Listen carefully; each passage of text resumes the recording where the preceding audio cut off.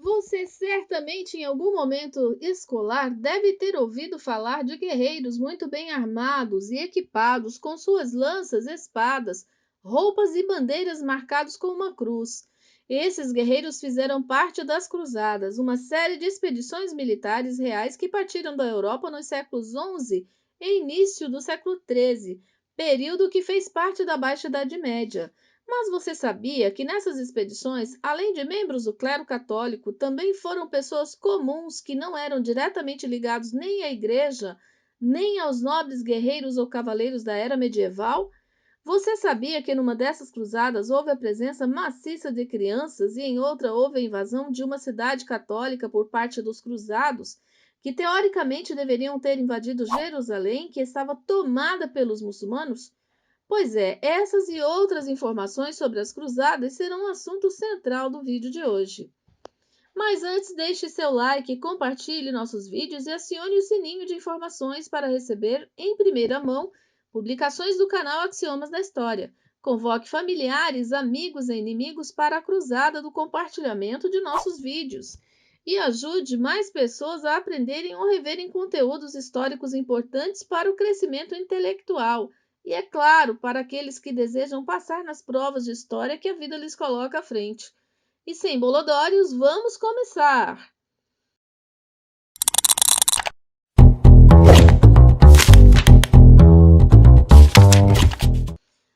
As cruzadas foram expedições militares inicialmente comandadas pela Igreja Católica, que partiram da Europa Ocidental para lutar contra os árabes muçulmanos na Terra Santa, as terras onde Jesus nasceu, viveu ou passou. A principal delas era Jerusalém. Essa cidade é sagrada para os judeus desde que o rei Davi a proclamou como sua capital no século X a.C. Lá se encontra também o Muro das Lamentações, o que sobrou do templo do rei Salomão. Para os cristãos, Jerusalém tem grande significado, pois lá Jesus teria passado grandes momentos de sua vida. Segundo as Escrituras Sagradas, para lá ele foi levado e é o local onde se acredita ter ocorrido a última ceia, o cenáculo no Monte Sião, mesmo local onde supostamente está o túmulo de Davi. Também em Jerusalém se localiza o Gólgota, local onde o Cristo foi crucificado, segundo evidências arqueológicas, e é também onde se localiza o Santo Sepulcro. Já para os islâmicos, Jerusalém é considerada sagrada, pois lá teria ocorrido a Noite de Ascensão ou Noite de Miraj, comemorada no dia 13 de abril, em que o profeta Maomé começou por ascender de Masjid al-Haram, em Meca, até a mesquita de Al-Aqsa, em Jerusalém. E daí ascendeu, subiu até o céu, chegando à presença de Alá, o Deus islâmico.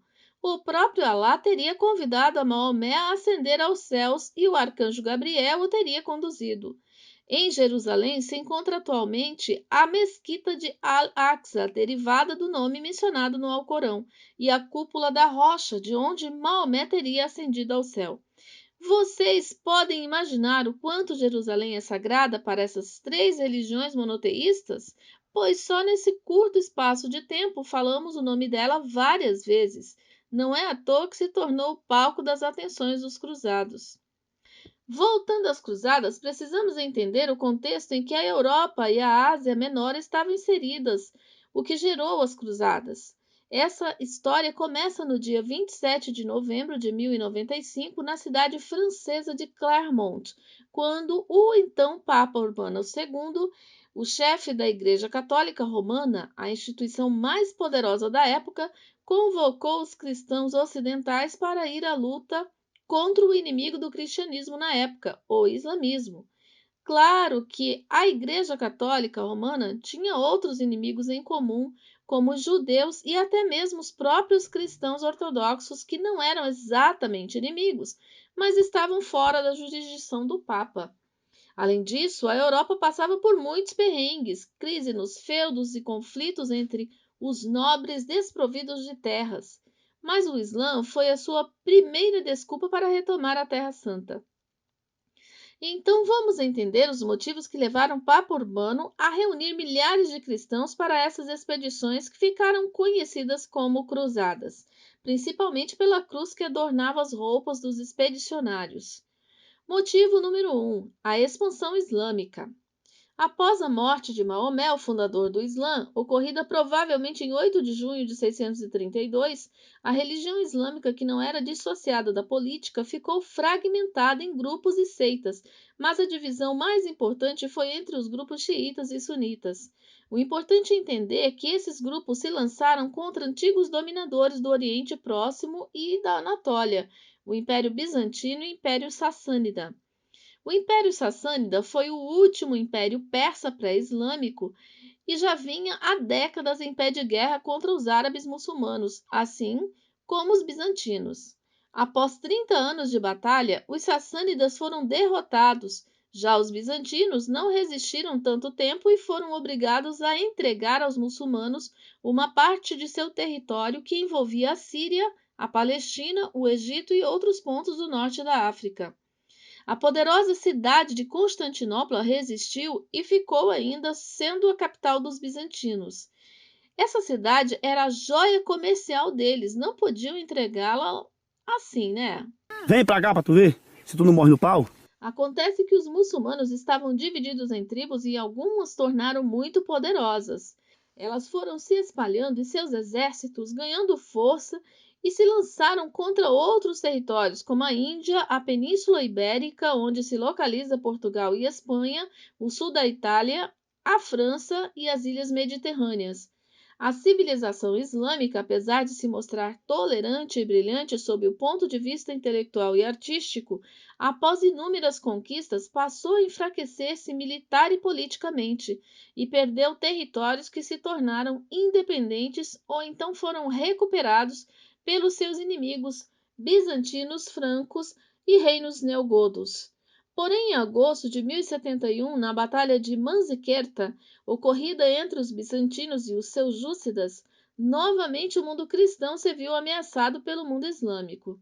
Os seljúcidas formaram o Império Turco-Islâmico e estavam em expansão na direção da Anatólia e atacaram o Império Bizantino, que já vinham sofrendo constantes invasões desde o século IX. A Batalha de Manzikerta foi decisiva para diminuir de vez o poder dos bizâncios e foi início do domínio do Império Bizantino pelos turcos islâmicos, que se concluiu com a tomada de Constantinopla em 1453. Diante da derrota do exército bizantino, que estava sob o comando do imperador Diógenes Romano IV, frente ao exército seljúcida, que foi comandado pelo sultão Alparslan, os bizantinos pediram ajuda à Igreja Católica de Roma para que reunisse um exército e contra-atacasse os muçulmanos, que eram inimigos comuns das duas frentes cristãs. Cê é o bichão mesmo, hein, doido? Na verdade, os bizantinos já vinham pedindo ajuda ao Papa Romano por várias vezes, devido a inúmeros outros ataques do Islã aos seus territórios. Eles esperavam que cristãos pudessem socorrer cristãos. Será? E o Papa resolveu atender a esse pedido em 1095,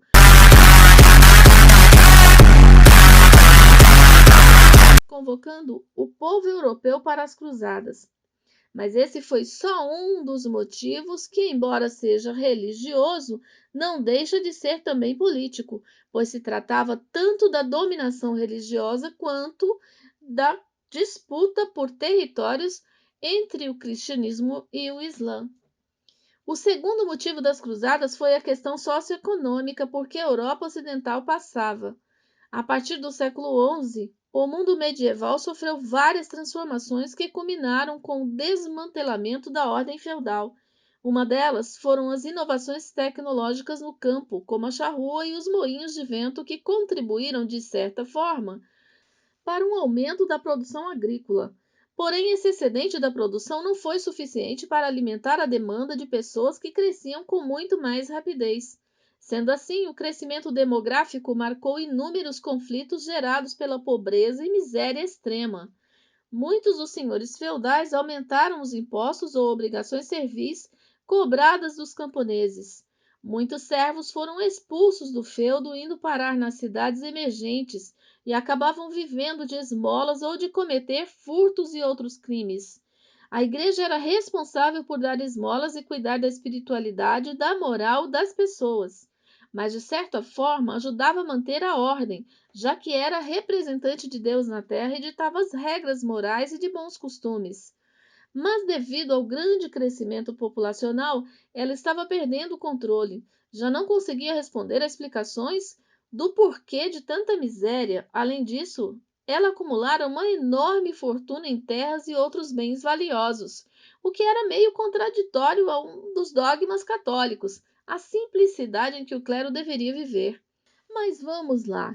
Grande parte do clero vivia no luxo só e na promiscuidade. Imaginem vocês se as pessoas se rebelassem contra isso. Ia dar ruim para a igreja. Assim, as cruzadas representavam uma saída para tal crise, uma vez que a conclamação do Papa enviaria milhares de pessoas para essas guerras. Ainda nesse viés socioeconômico se encaixa o direito nobiliárquico, ou seja, uma regra surgida entre os nobres em que o senhor feudal passou a deixar as suas propriedades como herança somente aos filhos mais velhos, os primogênitos.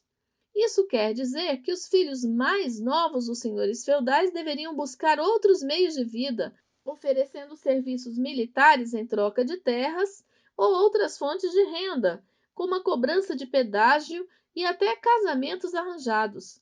Outros ainda passaram a se dedicar ao comércio que estava ressurgindo, mais uma demanda resolvida pelo Papa Urbano II, pois para esses filhos de nobres desprovidos de direitos, a Guerra Santa contra os muçulmanos era uma esperança de se conseguir terras, riquezas, títulos, além de prestígio e honra.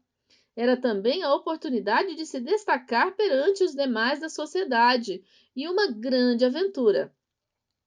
E não tinha nada mais divertido para os guerreiros medievais que amavam as aventuras, principalmente se fosse para matar inimigos. O Papa Urbano II visava, primeiro, concentrar a violência da nobreza europeia contra um mesmo inimigo, os muçulmanos. Assim, levaria essa violência para fora do continente europeu, acabando ou minimizando os conflitos entre nobres por disputas de terras que já estavam dividindo a Europa. E, em segundo lugar, também diminuiriam os conflitos no campo. Temos de reconhecer que esse Papa foi o cara. Acertou, miserável. Diante de vários problemas, tomou a decisão de desviar o foco das revoltas para o ataque aos muçulmanos. Um outro motivo ligado à questão meramente econômica foi o fato das cidades italianas de Gênova e Veneza se aliarem aos cruzados e, ao invés de partir numa cruzada contra os mouros, como eram chamados os muçulmanos, mudaram de rota e atacaram a cidade cristã de Constantinopla, a capital do Império Bizantino na época. Sim, senhor, cristãos atacando cristãos. Vê se pode. Meu Deus. Isso é uma vergonha. Foi a quarta cruzada, da qual falaremos em outro vídeo. A questão toda é que Constantinopla era um grande centro comercial que controlava, de certa forma, o comércio entre a Europa Ocidental, a Ásia, a África, o mundo islâmico e o Extremo Oriente. Sendo assim, era muito mais vantajoso lucrar com os saques àquela cidade e com a possibilidade de reabrir esse comércio com a Europa Ocidental do que partir para Jerusalém pelear contra muçulmano. Bem pensado, se fosse eu, faria o mesmo. Isso se eu fosse homem e guerreiro. Ah, deixa pra lá. Falaremos especificamente de cada cruzada em um outro vídeo para não nos prolongarmos tanto nesse. Resumindo, os motivos das cruzadas foram de ordem religiosa, econômica, política e social. A Igreja desejava acabar com a ameaça muçulmana, reaver a unidade cristã sob o comando do Papado Romano e elevar seu prestígio, que estava sendo abalado devido à sua conduta moral e acúmulo de riquezas. Por outro lado, havia grande demanda populacional, o crescimento demográfico, cuja fome era proporcional a seu tamanho, uma vez que a produção agrícola já não era suficiente para dar conta de tantas bocas a serem alimentadas. Havia ainda os cavaleiros e nobres guerreiros que, por causa do direito da progenitura, um direito nobiliárquico, tinham que buscar novas fontes de renda e viram nas cruzadas uma possibilidade de mudança de vida e enriquecimento rápido. Aí vem a grande pergunta: mas como a igreja conseguiu reunir tanta gente para ir guerrear nas cruzadas? Estima-se que só na primeira cruzada houve a participação de 35.000 pessoas e alguns historiadores defendem que foram ao todo 11 cruzadas, outros que foram 12 no total. É simples. O Papa Urbano ofereceu a salvação eterna para quem lutasse em nome de Deus. É meio que a Guerra Santa dos católicos, parecida com a ideia do Jihad, a Guerra Santa dos muçulmanos, que também conquistavam territórios em nome de Alá. Fico imaginando o que Deus pensava disso tudo. E até hoje ocorrem guerras e extremismos em nome dele e em várias vertentes religiosas diferentes.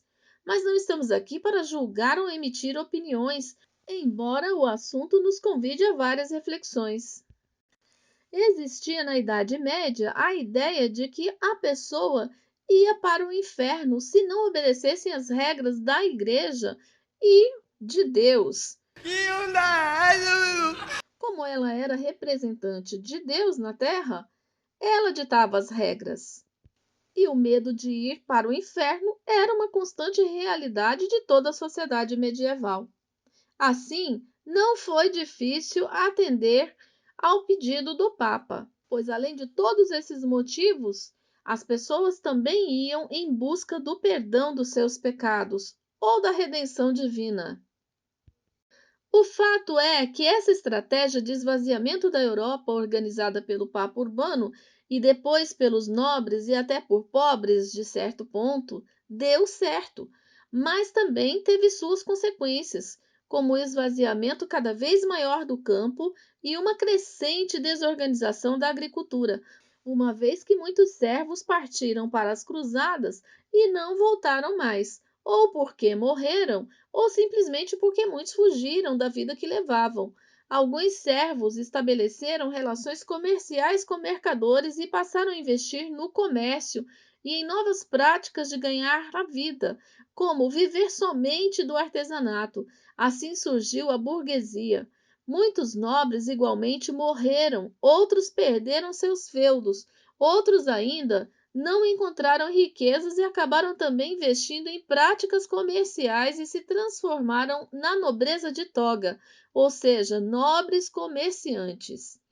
Concluímos então que o resultado das cruzadas foi a reabertura do comércio do Oriente com o Ocidente e do comércio internacional em si pelo Mediterrâneo, principalmente devido à Quarta Cruzada, que tomou Constantinopla. Isso promoveu o desenvolvimento do comércio ocidental, contribuiu também com o surgimento da burguesia, com o ressurgimento das cidades e fortalecimento dos burgos já existentes, e ainda com o nascimento das monarquias nacionais e, consequentemente, com o fortalecimento dos reis e enfraquecimento dos senhores feudais. Outro assunto que falaremos em outro vídeo. O feudalismo começava a ruir. As cruzadas conseguiram ainda, do ponto de vista cultural, restabelecer as relações europeias com o norte da África e a Ásia e divulgaram na Europa Ocidental parte dos conhecimentos das civilizações bizantina e muçulmana, como foi o caso do emprego de cultivos de novos produtos e novas técnicas agrícolas, novas tecnologias na fabricação de vidro e tapete, uso da pólvora e de instrumentos de navegação, dentre outros produtos importantes para o crescimento comercial ocidental. Mas, do ponto de vista religioso, as cruzadas fracassaram, pois não impediram que os muçulmanos deixassem Jerusalém e outras regiões consideradas sagradas, apesar de ter acabado com a dominação árabe no mar Mediterrâneo. É claro, isso levou tempo também, pois os europeus só terminaram de expulsar os muçulmanos da Península Ibérica no início do século XV.